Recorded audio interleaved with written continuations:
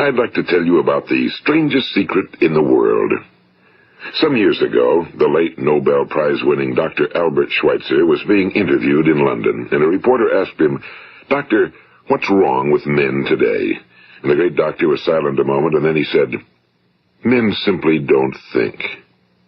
It's about this that I want to talk with you. We live today in a golden age. This is an era that man has looked forward to, dreamed of, and worked toward for thousands of years. But since it's here, we pretty well take it for granted. We in America are particularly fortunate to live in the richest land that ever existed on the face of the earth, a land of abundant opportunity for everyone. But do you know what happens? Well, let's take 100 men who start even at the age of 25. Do you have any idea what will happen to those men by the time they're 65?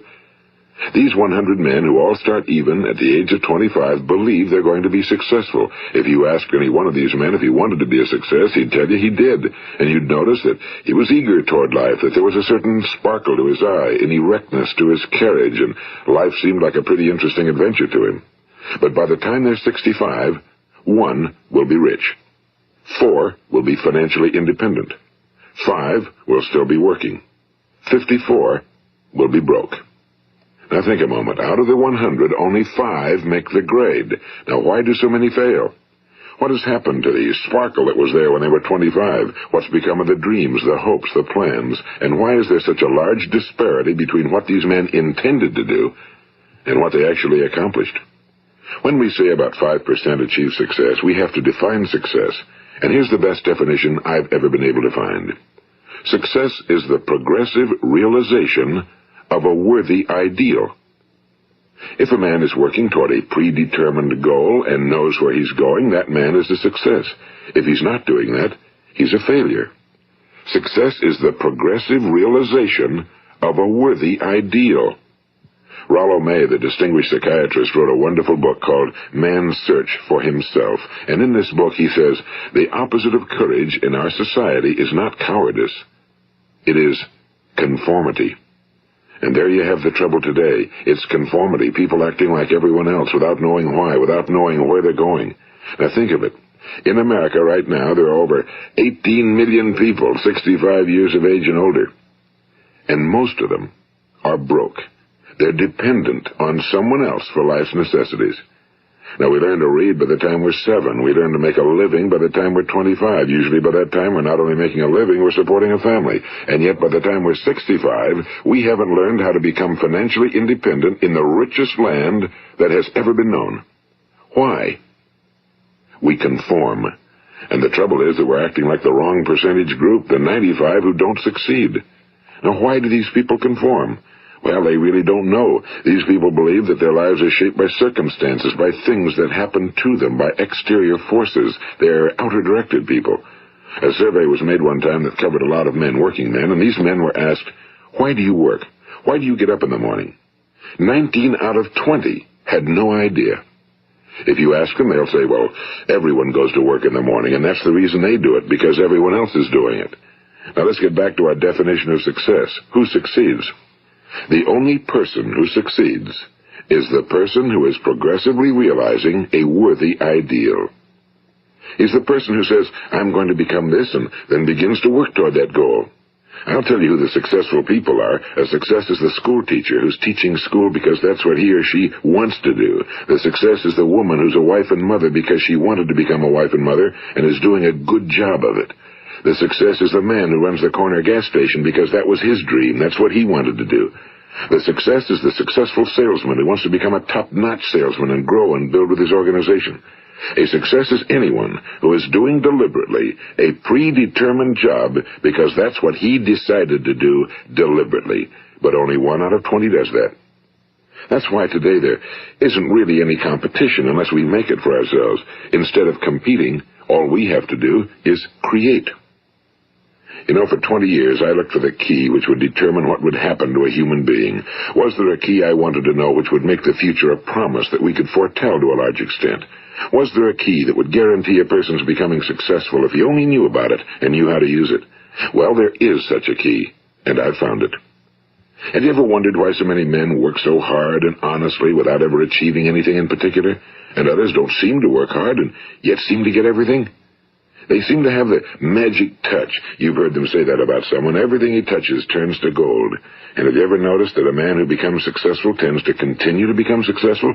And on the other hand, have you noticed how a man who's a failure tends to continue to fail? Well, it's because of goals. Some of us have goals, some don't. People with goals succeed because they know where they're going. It's that simple.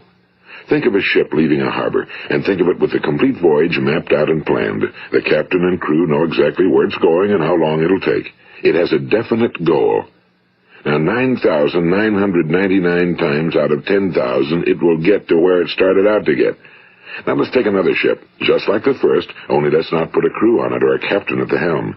Let's give it no aiming point, no goal, no destination. We just start the engines and let it go. I think you'll agree with me that if it gets out of the harbor at all, it will either sink or wind up on some deserted beach, a derelict. It can't go anyplace because it has no destination and no guidance, and it's the same with a human being. Take the salesman, for example. There's no other person in the world today with the future of a good salesman. Selling is the world's highest paid profession, if we're good at it, and if we know where we're going. Every company needs top-notch salesmen, and they reward those men. The sky's the limit for them. But how many can you find? Someone once said the human race is fixed, not to prevent the strong from winning, but to prevent the weak from losing.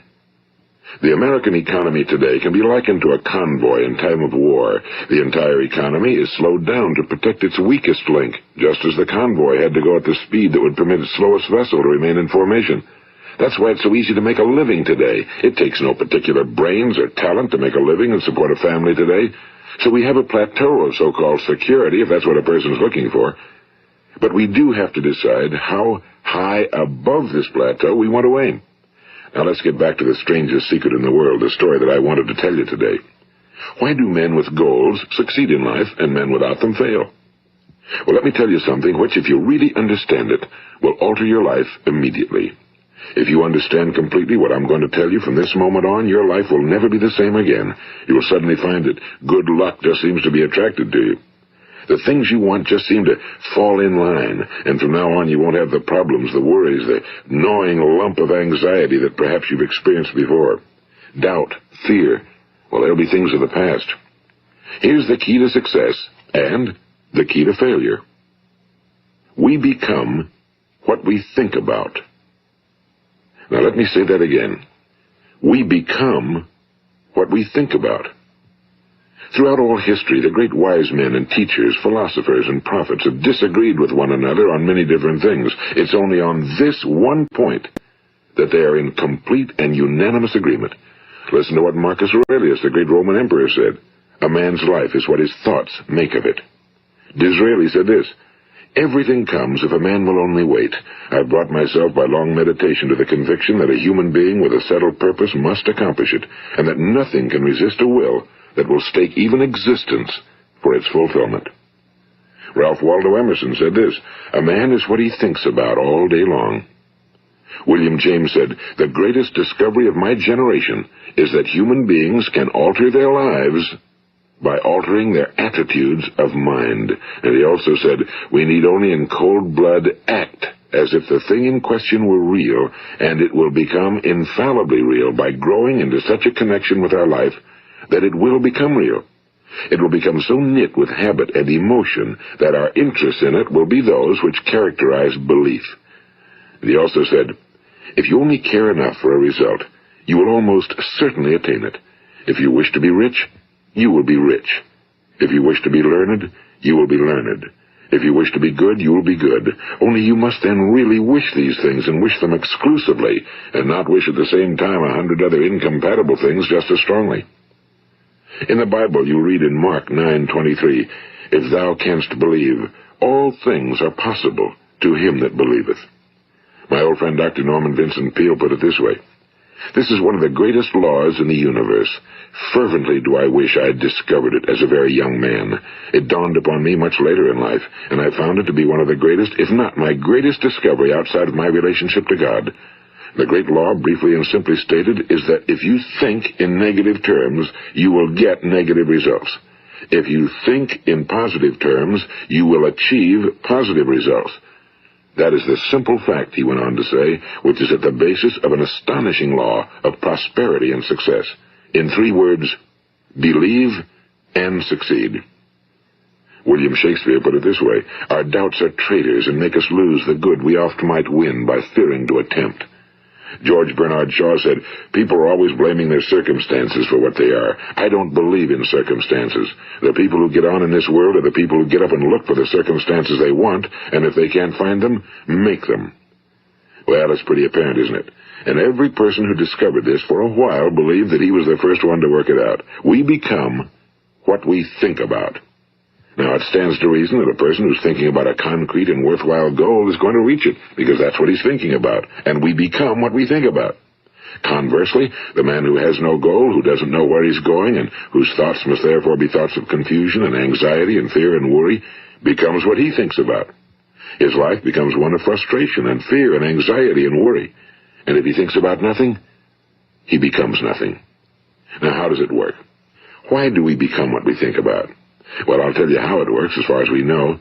Now, to do this, I want to tell you about a situation that parallels the human mind. Suppose a farmer has some land, and it's good fertile land. Now, the land gives the farmer a choice. He may plant in that land whatever he chooses. The land doesn't care. It's up to the farmer to make the decision. Now, remember, we're comparing the human mind with the land because the mind, like the land, doesn't care what you plant in it. It will return what you plant, but it doesn't care what you plant. Now, let's say that the farmer has 2 seeds in his hand. One is a seed of corn. The other is nightshade, a deadly poison. He digs 2 little holes in the earth, and he plants both seeds, one corn, the other nightshade. He covers up the holes, waters, and takes care of the land, and what will happen? Invariably, the land will return what's planted. As it's written in the Bible, as ye sow, so shall ye reap. Now remember, the land doesn't care. It'll return poison in just as wonderful abundance as it will corn. So up come the 2 plants, one corn, one poison. Now, the human mind is far more fertile, far more incredible and mysterious than the land, but it works the same way. It doesn't care what we plant. Success, failure. A concrete, worthwhile goal, or confusion. Misunderstanding, fear, anxiety, and so on. But what we plant, it must return to us. You see, the human mind is the last great unexplored continent on Earth. It contains riches beyond our wildest dreams. It will return anything we want to plant. Now, you might say, well, if that's true, why don't people use their minds more? Well, I think they figured out an answer to that one, too. Our mind comes as standard equipment at birth. It's free, and things that are given to us for nothing we place little value on. Things that we pay money for, we value. The paradox is that exactly the reverse is true. Everything that's really worthwhile in life came to us free. Our minds, our souls, our bodies, our hopes, our dreams, our ambitions, our intelligence, our love of family and children and friends and country, all these priceless possessions are free. But the things that cost us money are actually very cheap and can be replaced at any time. A good man can be completely wiped out and make another fortune. He can do that several times. Even if our home burns down, we can rebuild it. But the things we got for nothing, we can never replace. The human mind isn't used because we take it for granted. Familiarity breeds contempt. It can do any kind of job we assign to it, but generally speaking, we use it for little jobs instead of big, important ones. Universities have proved that most of us are operating on about 10% or less of our abilities. So decide now, what is it you want? Plant your goal in your mind. It's the most important decision you'll ever make in your entire life. What is it you want? Do you want to be an outstanding salesman? A better worker at your particular job? Do you want to go places in your company? In your community? Do you want to get rich? All you've got to do is plant that seed in your mind, care for it, work steadily toward your goal, and it will become a reality. It not only will, there's no way that it cannot. You see, that's a law, like the laws of Sir Isaac Newton, the laws of gravity. If you get on top of a building and jump off, you'll always go down, you'll never go up, and it's the same with all the other laws of nature. They always work. They're inflexible. Think about your goal in a relaxed, positive way. Picture yourself in your mind's eye as having already achieved this goal. See yourself doing the things you will be doing when you've reached your goal. Ours has been called the phenobarbital age, the age of ulcers and nervous breakdowns and tranquilizers, at a time when medical research has raised us to a new plateau of good health and longevity. Far too many of us worry ourselves into an early grave trying to cope with things in our own little personal ways without learning a few great laws that will take care of everything for us. These things we bring on ourselves through our habitual way of thinking. Every one of us is the sum total of his own thoughts. He is where he is because that's exactly where he really wants to be, whether he'll admit that or not. Each of us must live off the fruit of his thoughts in the future, because what you think today and tomorrow, next month and next year, will mold your life and determine your future. You're guided by your mind. I remember one time I was driving through eastern Arizona, and I saw one of those giant earth-moving machines roaring along the road at about 35 miles an hour with what looked like 30 tons of dirt in it, a tremendous, incredible machine, and there was a little man perched way up on top with the wheel in his hands guiding it. And as I drove along, I was struck by the similarity of that machine to the human mind. Just suppose you're sitting at the controls of such a vast source of energy. Are you going to sit back and fold your arms and let it run itself into a ditch? Or are you going to keep both hands firmly on the wheel and control and direct this power to a specific, worthwhile purpose? It's up to you. You're in the driver's seat. You see, the very law that gives us success is a two-edged sword. We must control our thinking. The same rule that can lead a man to a life of success, wealth, happiness, and all the things he ever dreamed of for himself and his family. That very same law can lead him into the gutter. It's all in how he uses it, for good or for bad. This is the strangest secret in the world. Now, why do I say it's strange, and why do I call it a secret? Actually, it isn't a secret at all. It was first promulgated by some of the earliest wise men, and it appears again and again throughout the Bible, but very few people have learned it, understand it. That's why it's strange, and why for some equally strange reason it virtually remains a secret. I believe that you could go out and walk down the main street of your town and ask one man after another what the secret of success is, and you probably wouldn't run into one man in a month who could tell you. Now, this information is enormously valuable to us if we really understand it and apply it. It's valuable to us not only for our own lives, but the lives of those around us, our families, employees, associates, and friends. Life should be an exciting adventure. It should never be a bore. A man should live fully, be alive. He should be glad to get out of bed in the morning. He should be doing a job he likes to do because he does it well. One time I heard Grove Patterson, the great late editor-in-chief of the Toledo Daily Blade, make a speech, and as he concluded his speech, he said something I've never forgotten. He said, "My years in the newspaper business have convinced me of several things. Among them, that people are basically good, and that we came from someplace, and we're going someplace. So we should make our time here an exciting adventure. The architect of the universe didn't build a stairway leading nowhere." And the greatest teacher of all, the carpenter from the plains of Galilee, gave us the secret time and time again. As ye believe, so shall it be done unto you. I've explained the strangest secret in the world and how it works. Now, on this side, I want to explain how you can prove to yourself the enormous returns possible in your own life by putting this secret to a practical test. I want you to make a test that will last 30 days. It isn't going to be easy, but if you'll give it a good try, it will completely change your life for the better. Now, back in the 17th century, Sir Isaac Newton, the English mathematician and natural philosopher, gave us some natural laws of physics which apply as much to human beings as they do to the movement of bodies in the universe. And one of these laws is that for every action, there is an equal and opposite reaction. Simply stated, as it applies to you and me, it means we can achieve nothing without paying the price. The results of your 30-day experiment will be in direct proportion to the effort you put forth. To be a doctor, you must pay the price of long years of difficult study. To be successful in selling, and remember that each of us succeeds to the extent of his ability to sell.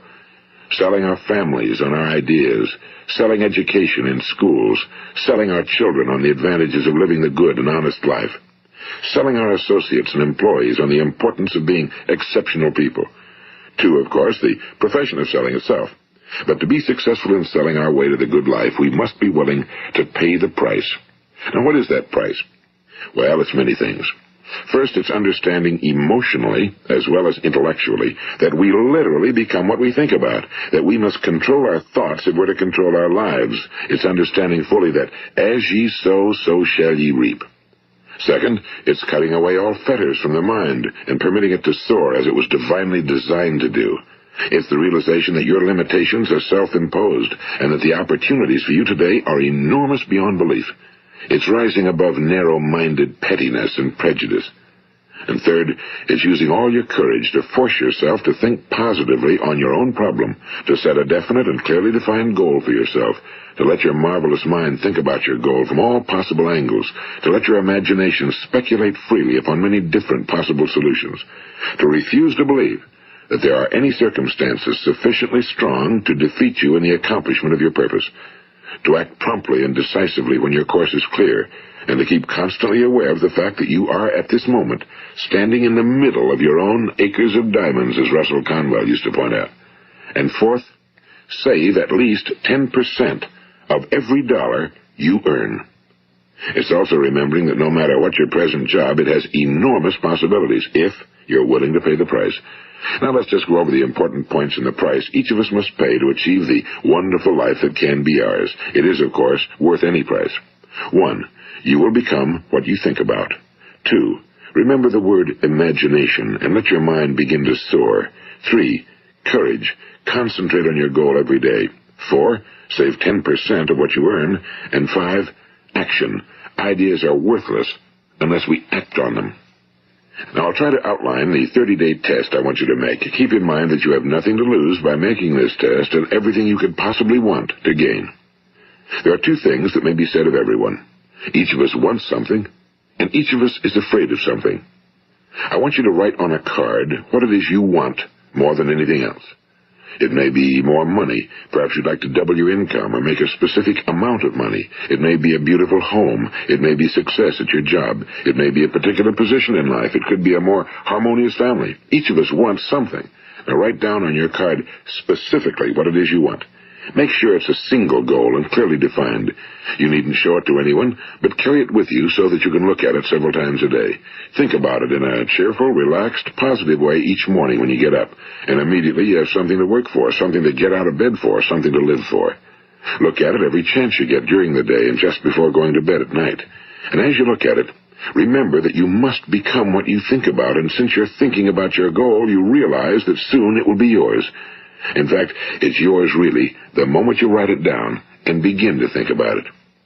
Look at the abundance all around you as you go about your daily business. You have as much right to this abundance as any other living creature. It's yours for the asking. Now we come to the difficult part. Difficult because it means the formation of what is probably a brand new habit, and new habits are not easily formed. Once formed, however, it will follow you for the rest of your life. Stop thinking about what it is you fear. Each time a fearful or negative thought comes into your consciousness, replace it with a mental picture of your positive and worthwhile goal. And there'll come times when you'll feel like giving up. It's easier for a human being to think negatively than positively. That's why only 5% are successful. You must begin now to place yourself in that group. For 30 days, you must take control of your mind. It will think about only what you permit it to think about. Each day for this 30-day test, do more than you have to do. In addition to maintaining a cheerful, positive outlook, give of yourself more than you've ever done before. Do this knowing that your returns in life must be in direct proportion to what you give. The moment you decide on a goal to work toward, you're immediately a successful person. You are then in that rare and successful category of people who know where they're going. Out of every 100 people, you belong to the top 5. Don't concern yourself too much with how you're going to achieve your goal. Leave that completely to a power greater than yourself. All you have to do is know where you're going. The answers will come to you of their own accord and at the right time. Remember these words from the Sermon on the Mount, and remember them well. Keep them constantly before you this month of your test. Ask, and it shall be given you. Seek, and ye shall find. Knock, and it shall be opened unto you. For every one that asketh receiveth, and he that seeketh findeth, and to him that knocketh it shall be opened. It's as marvelous and as simple as that. In fact, it's so simple that in our seemingly complicated world, it's difficult for an adult to understand that all he needs is a purpose and faith. For 30 days, Do your very best. If you're a salesman, go at it as you've never done before, not in a hectic fashion, but with the calm, cheerful assurance that time well spent will give you the abundance in return you deserve and want. If you're a homemaker, devote your 30-day test to completely giving of yourself without thinking about receiving anything in return, and you'll be amazed at the difference it makes in your life. No matter what your job, do it as you've never done it before for 30 days. And if you've kept your goal before you every day, you'll wonder and marvel at this new life you've found. Dorothea Brand, the outstanding editor and writer, discovered it for herself and tells about it in her fine book, Wake Up and Live. Her entire philosophy is reduced to the words, act as though it were impossible to fail. She made her own test with sincerity and faith, and her entire life was changed to one of overwhelming success. Now, you make your test for 30 full days. Don't start your test until you've made up your mind to stick with it. You see, by being persistent, you're demonstrating faith. Persistence is simply another word for faith. If you didn't have faith, you'd never persist. If you should fail during your first 30 days, by that I mean suddenly find yourself overwhelmed by negative thoughts, you've got to start over again from that point and go 30 more days. Gradually, your new habit will form until you find yourself one of that wonderful minority to whom virtually nothing is impossible. And don't forget the card. It's vitally important as you begin this new way of living. On one side of the card, write your goal, whatever it may be. On the other side, write the words we've quoted from the Sermon on the Mount. Ask, and it shall be given you. Seek, and ye shall find. Knock, and it shall be opened unto you. Nothing great was ever accomplished without inspiration. See that during these crucial first 30 days, your own inspiration is kept at a peak. And above all, don't worry.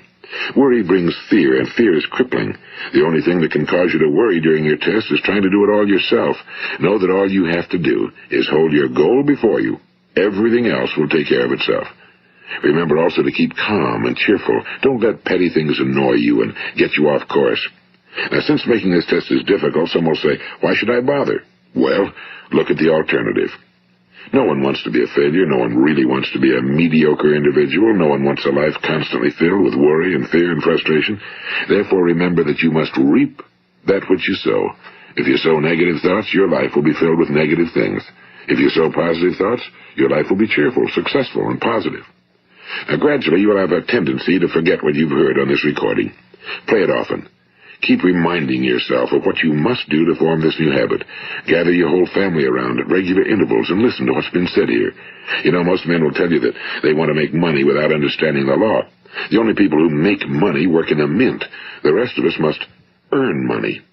This is what causes those who keep looking for something for nothing or a free ride to fail in life. The only way to earn money is by providing people with services or products which are needed and useful. We exchange our time and our product or service for the other man's money. Therefore, the law is that our financial return will be in direct proportion to our service. Now, success is not the result of making money. Making money is the result of success, and success is in direct proportion to our service. Most people have this law backwards. They believe that you're successful if you earn a lot of money. The truth is that you can only earn money after you're successful. It's like the story of the man who sat in front of the stove and said to it, give me heat, and then I'll add the wood. How many men and women do you know, or do you suppose there are today, who take the same attitude toward life? There are millions. We've got to put the fuel in before we can expect heat. Likewise, we've got to be of service first before we can expect money. Don't concern yourself with the money. Be of service, build, work, dream, create. Do this, and you'll find there's no limit to the prosperity and abundance that will come to you. Prosperity, you know, is founded upon a law of mutual exchange. Any person who contributes to prosperity must prosper in turn himself. Sometimes the return will not come from those you serve, but it must come to you from someplace, because that's the law. For every action, there is an equal and opposite reaction. As you go daily through your 30-day test period, remember that your success will always be measured by the quality and quantity of service you render, and money is a yardstick for measuring this service. No man can get rich himself unless he enriches others. Now, there are no exceptions to a law. You can drive down any street in America and from your car estimate the service that's being rendered by the people living on that street. Had you ever thought of this yardstick before? It's interesting. Some, like ministers and priests and other devoted people, measure their returns in the realm of the spiritual, but again, their returns are equal to their service. Once this law is fully understood, any thinking person can tell his own fortune. If he wants more, he must be of more service to those from whom he receives his return. If he wants less, he has only to reduce his service. This is the price you must pay for what you want. If you believe you can enrich yourself by deluding others, you can end only by deluding yourself. It may take some time, but just as surely as you breathe, you'll get back what you put out. Don't ever make the mistake of thinking you can avert this. It's impossible. The prisons and the streets where the lonely walk are filled with people who tried to make new laws just for themselves. We may avoid the laws of man for a while, but there are greater laws that cannot be broken. An outstanding medical doctor recently pointed out 6 steps that will help you realize success. 1. Set yourself a definite goal. 2. Quit running yourself down. 3. Stop thinking of all the reasons why you cannot be successful and instead think of all the reasons why you can. 4. Trace your attitudes back through your childhood and try to discover where you first got the idea you couldn't be successful, if that's the way you've been thinking. 5. Change the image you have of yourself by writing out a description of the person you would like to be. And 6. Act the part of the successful person you have decided to become. The doctor who wrote those words is a noted West Coast psychiatrist, Dr. David Harold Fink. Do what the experts since the dawn of recorded history have told you must do. Pay the price by becoming the person you want to become. It's not nearly as difficult as living unsuccessfully. Make your 30-day test, then repeat it again, and each time it will become more a part of you until you'll wonder how you could ever have lived any other way. Live this new way, and the floodgates of abundance will open and pour over you more riches than you may have dreamed existed. Money? Yes, lots of it. But what's more important, you'll have peace. You'll be in that wonderful minority who lead calm, cheerful, successful lives. Start today. You have nothing to lose, but you have a whole life to win. This is Earl Nightingale, and thank you.